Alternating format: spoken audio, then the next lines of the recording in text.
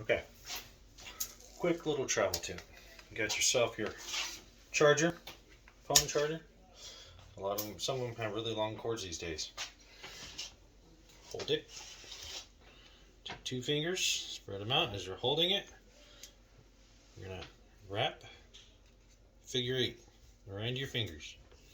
Figure 8, figure 8, figure 8 all the way up. It doesn't matter if they overlap each other, it's fine.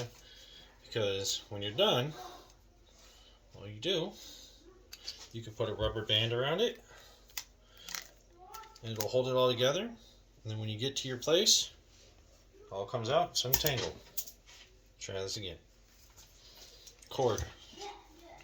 4 fingers, spread apart, wrap around one, figure 8 around, figure 8, figure 8, all the way until you're done.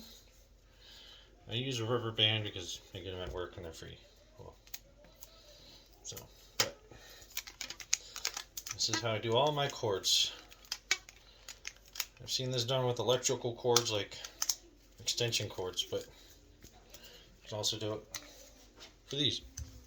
Keeps it on